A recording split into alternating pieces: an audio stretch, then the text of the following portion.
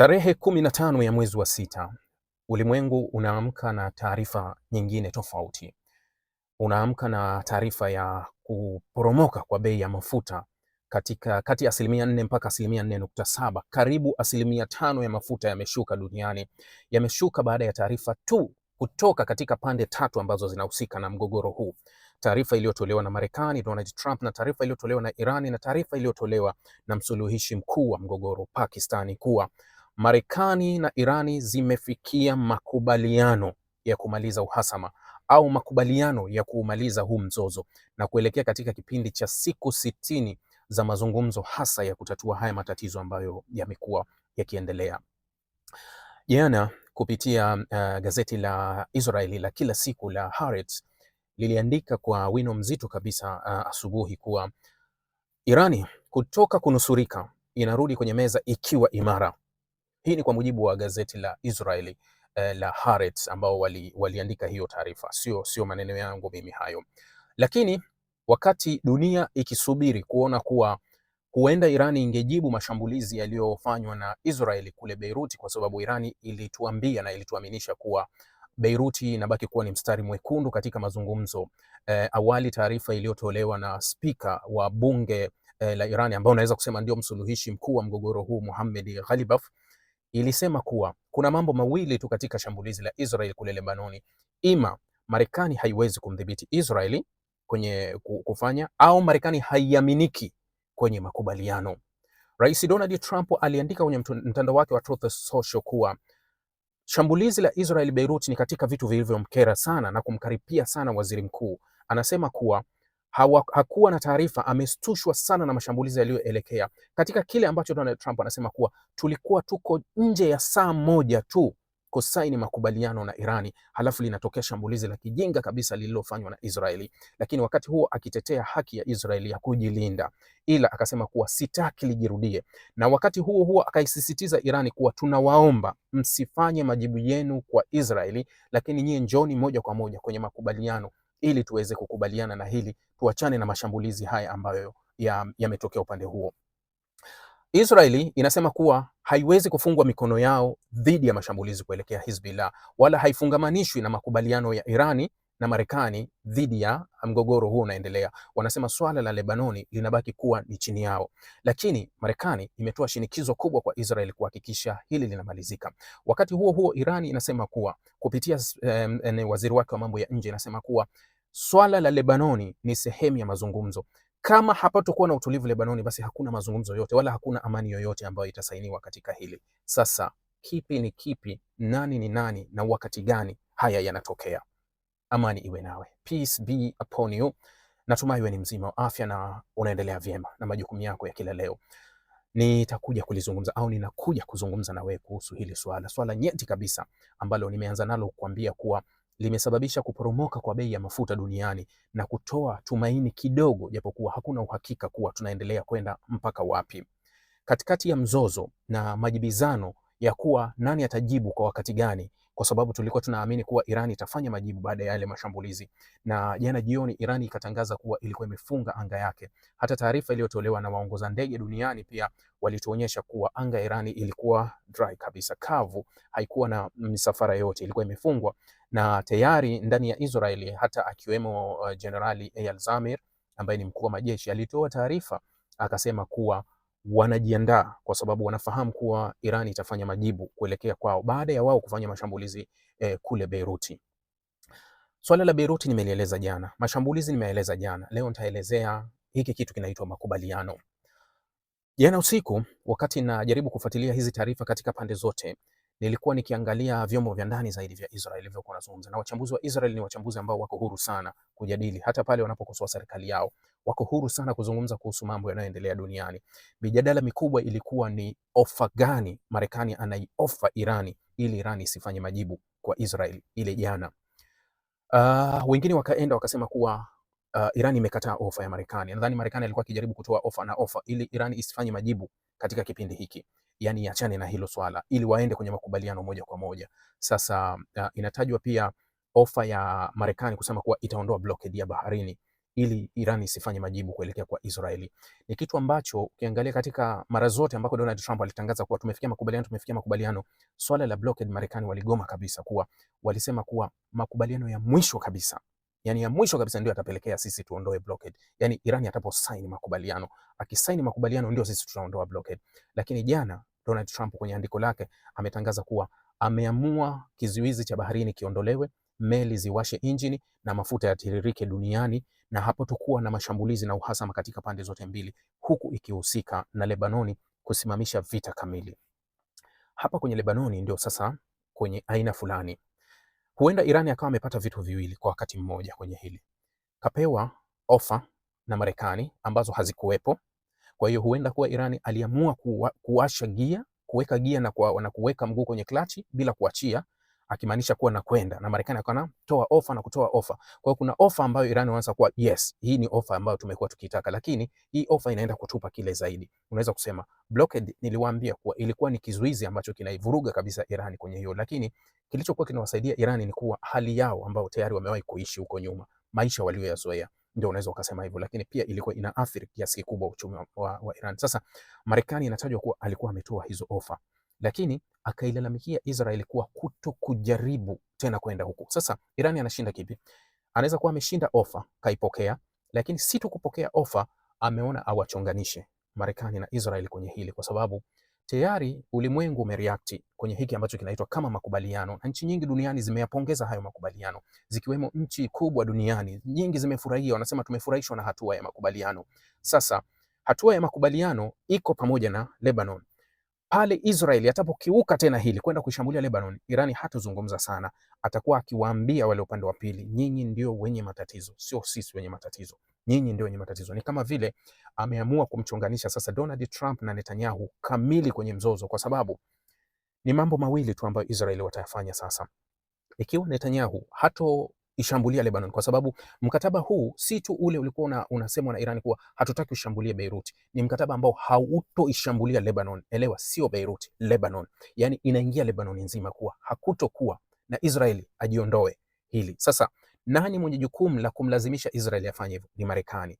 Sasa Israeli wako tayari kwenye hilo, kwa sababu kabla ya shambulizi la Beiruti, pressure kubwa alikuwa anapewa Netanyahu na watu wake wa ndani kuwa haiwezekani kutii maagizo ya Marekani, kuwa hili ni swala linahusu usalama wetu, ni lazima tuishambulie Lebanoni, ni lazima tuishambulie Hezbollah, ni lazima tufanye hivyo. Sasa leo anakubali maagizo ya Marekani, au tuseme kuwa atasalimu amri kwa hili, ni kuwa Irani imeamua kusukuma mpira wacheze kati ya Marekani na Israeli wenyewe, waparurani wenyewe pale itapotokea lolote kati yao.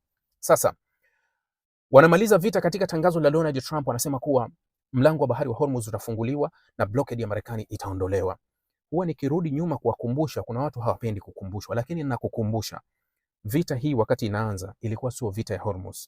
Vita hii ilianza, ilikuwa ni ya nyuklia za Irani, lakini katika MOU hii ambayo imekubaliwa, Memorandum of Understanding, swala la nyuklia la Irani litajadiliwa mwisho kabisa, japo kuwa Marekani wameandika katika andiko lao kuwa Irani wamekubali kuwa hawatotafuta silaha za nyuklia. Sasa wewe nitafutie kuanzia mazungumzo yaliyovunjika ya kwanza, mazungumzo ya pili, pale ambapo Irani walisema kuwa tunaenda kutengeneza nyuklia. Niambie nini kimebadilika? Je, kuna kauli yoyote imebadilika? Kwa sababu hili analotutajia Marekani kuwa Irani imeahidi kuwa haitokuwa na nyuklia ndio lililokuwepo muda wote.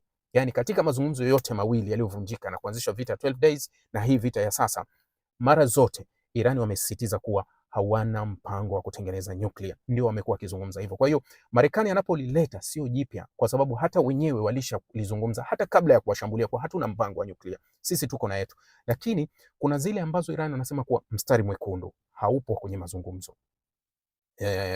Washirika wake Hezbollah au kuhusu makombora yake hayapo katika mazungumzo. Sasa ukiangalia baadhi ya vipengele vya magharibi wanasema kuwa ni lazima Irani haitowasaidia proxy wake, lakini majibu ya MOU yanakataa, kwa sababu moja ya swali ambalo, yani moja ya sharti ambalo Irani wameliweka katika MOU hii ya mazungumzo kuwa ni lazima haya makubaliano ya include Lebanon. Lebanon ni proxy. Sasa unaposema kuwa wamekubali kuwa hawatowasaidia hao proxy, kwa nini katika masharti wameiweka Lebanon na Lebanon imekuwa ni turufu ya haya makubaliano, kuwa kama hamtaki Lebanon hakuna mazungumzo na imebidi Lebanon iingizwe. It means kuwa Irani hajabadili chochote kwenye washirika wake wa kikanda. Lakini ni mara kadhaa nimelizungumza hili na nimewaeleza mara kadhaa kuwa tunakwenda wapi kwa wakati gani mpaka kufikia hapa. Ndani ya Israeli, Netanyahu anaungwa mkono na Waisraeli wengi kuhusu hili swala la usalama, na Netanyahu anaweza akajificha kupitia hili, na Netanyahu anaweza akaanzisha mgogoro ambao kuwa anaamini anaungwa mkono ndani, kwa sababu hata wapinzani wake wa kisiasa wanakosoa haya makubaliano. Haya makubaliano yanabaki kwenye ile nadharia ambayo nimewahi kuambia, au kila mara huwa ninawakumbusha kuwa hakuna makubaliano ya maandishi, hayapo makubaliano ambayo yanampa Israeli chochote. Makubaliano yote ya Marekani na Irani hayampi chochote Israeli, na Israeli ni anapoteza. Nani yuko tayari kuhakikisha mwenzake anapoteza? Kwa sasa inaonekana kama Trump nguvu yake ni kama inaanza kumwelemea Netanyahu, kwa sababu Israeli inalazimishwa kutii maagizo ya Donald Trump, yakiwemo hivi sasa kuacha kuishambulia Lebanoni, kitu ambacho Israeli inakubaliana kuwa Lebanoni haikupaswa kuhusishwa kuanzia mwanzo. Na ndio maana kwenye usitishaji wa vita ule wa April 8 ilipowekwa Lebanon, Israeli waliichomoa haraka na Marekani kaunga mkono ikaichomoa. Irani katumia nini kuirudisha Lebanoni kwenye mazungumzo ya msingi? Aliyakuwa unaona kuwa kuna mikutano kadhaa ilitolewa, yani ikafanyika mikutano kadhaa kati ya Lebanon na Israeli ambayo ilikuwa ikifanyika kule Marekani, na wakati upatanishi wa Irani ulikuwa ukifanyika Pakistani pamoja na Qatar. Kwa nini hivi sasa kitu ambacho kilikuwa kinazungumzwa Marekani kimeunganishwa katika haya makubaliano? Kwa sababu kuna mazungumzo ambayo yanapaswa kati ya Lebanoni na Israeli yazungumzwe Juni 22, yatafanyika Marekani, ambayo mara kadhaa nimekuwa nikiwaambia kuwa ni maigizo. Hakuna mazungumzo yoyote, kwa sababu wanaoenda kuzungumza, jeshi la Lebanoni halihusiki katika mgogoro huu.